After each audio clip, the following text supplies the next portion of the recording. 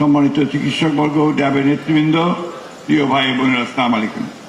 আমি আমার বক্তব্য অত্যন্ত সংক্ষিপ্ত করব, কারণ সময় অনেক চলে গেছে।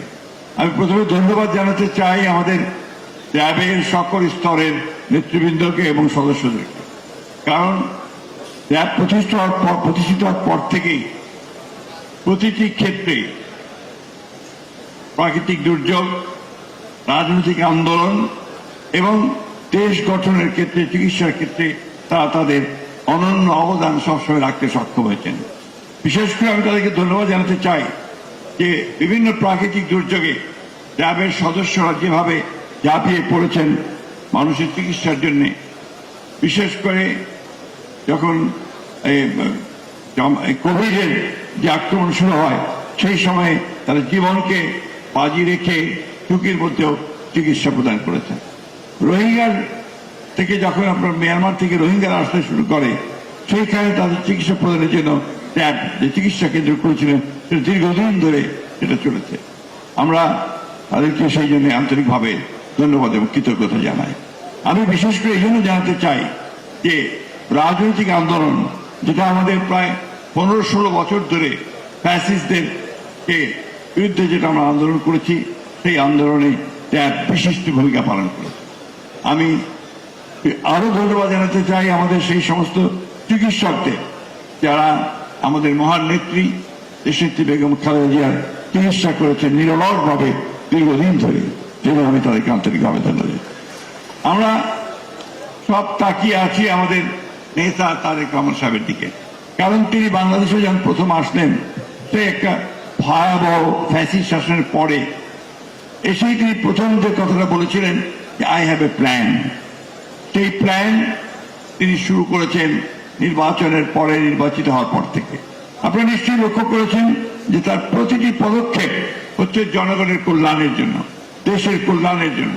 এবং আজকে চিকিৎসা ক্ষেত্রে বাজেটে সবচেয়ে বড় যে অতীতের চাইতে সবচেয়ে বড় আপনার যে বরাদ্দ প্রদান করা হয়েছে, সেটাও এই তারেক রহমান সাহেবের নেতৃত্বে করা হয়েছে। আমরা আশা করছি যে আগামী 5 বছরে চিকিৎসা ক্ষেত্রে যে বরাদ্দ, সেই বরাদ্দ জিডিপির প্রায় 5% গিয়ে পৌঁছাবেন তিনি ঘোষণা দিয়েছেন। আমাদের সবসময় একটা কথা মনে রাখতে হবে যে আপনারা নিশ্চয়ই খেয়াল করেছেন যে এটা বোধহয় ভবিতব্য, আমার কাছে মনে হয় এটা বোধহয় নিয়তির মতো, যে আওয়ামী লীগ যখন দেশ ধ্বংস করে দেয়, সেই ধ্বংসের পরে সেই ধ্বংসস্তূপ থেকে দেশকে গড়ে তোলার দায়িত্বটা বিএনপির উপরে পড়ে। এবং তখন শহীদ প্রেসিডেন্ট জিয়াউর রহমান সাহেব একইভাবে 1975 সালে সেই ধ্বংসস্তূপের পর থেকে দেশকে গড়ে তুলেছিলেন। একইভাবে দেশনেত্রী বেগম খালেদা জিয়াও দেশকে গড়ে তুলেছেন। আজকে আবার এই দায়িত্ব এসে পড়েছে তাদেরই পুত্র আমাদের সকলের, যার দিকে তাকিয়ে আছি, জনাব তারেক রহমানের দিকে। এবং এই কথাটা আমি যে এখানে শুধু এমনি বলছি তা না, প্রত্যেকটা মানুষ বিশ্বাস করে এই কয়েক মাসের মধ্যে আপনার যে